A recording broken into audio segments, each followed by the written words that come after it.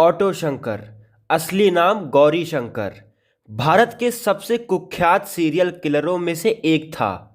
तमिलनाडु के चेन्नई में 1917 से 80 के दशक में सक्रिय इस अपराधी ने अवैध शराब तस्करी, देह व्यापार और कई हत्याओं से शहर को दहशत में डाल दिया था।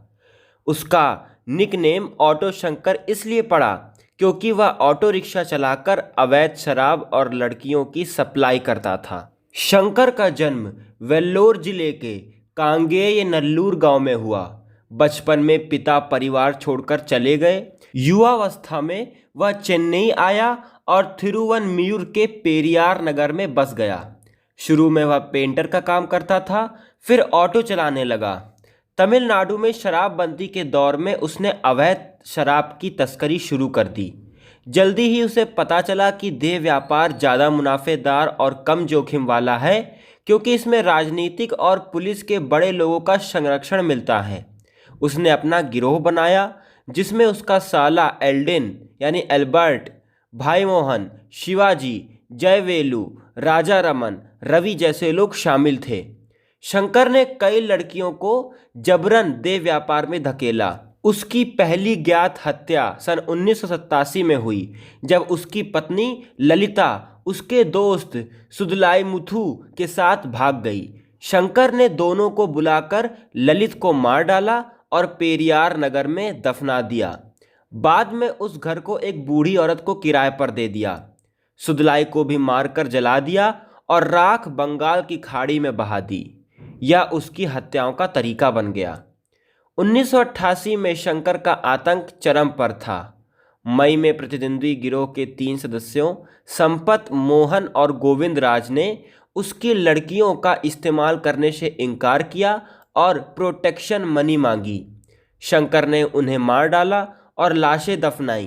इसी साल चेन्नई में 9 किशोरियां गायब हो गईं। पुलिस को शक हुआ कि शंकर ने उन्हें अपहरण कर राजनीतिक नेताओं और पुलिस अधिकारियों की विकृत इच्छाओं के लिए सप्लाई किया और बाद में मार डाला।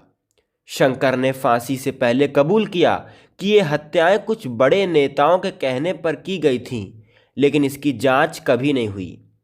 केस का खुलासा जुलाई 1988 में हुआ, जब गायब लोगों की शिकायतों पर गवर्नर के आदेश से स्पेशल टीम बनी। पुलिस ने शंकर को गिरफ्तार भी किया। उसने 6 हत्याओं की बात कबूली, लेकिन गिरफ्तारी के बाद वह जेल से भाग निकला। सन सितंबर 1990 में उसे फिर पकड़ा गया। चेंगलपट्टू सेशंस कोर्ट में ट्रायल चला। 31 मई सन 1991 को शंकर, एल्डिन और शिवाजी को 6 हत्याओं के लिए मौत की सज़ा सुनाई गई। भाई मोहन सहित अन्य को उम्र कैद मिली। अपीलें खारिज होने के बाद 27 अप्रैल सन 1995 को सालेम सेंट्रल जेल में तीनों को फांसी दे दी गई। यह केस प्रेस की आज़ादी और गोपनीयता के आधार पर सुप्रीम कोर्ट के ऐतिहासिक फैसले राजगोपाल बनाम तमिलनाडु राज्य 1994 के लिए भी जाना जाता है, क्योंकि शंकर की आत्मकथा प्रकाशित करने पर भी रोक लगाई गई थी। शंकर ने फिल्मों को अपराध का कारण बताया, लेकिन कोर्ट ने भी इसे खारिज कर दिया।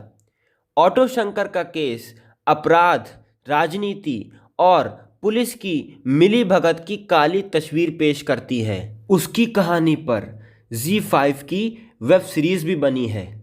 यह भारत के क्राइम हिस्ट्री में एक डरावना अध्याय है, जो आज भी लोगों में सिहरन पैदा कर देता है।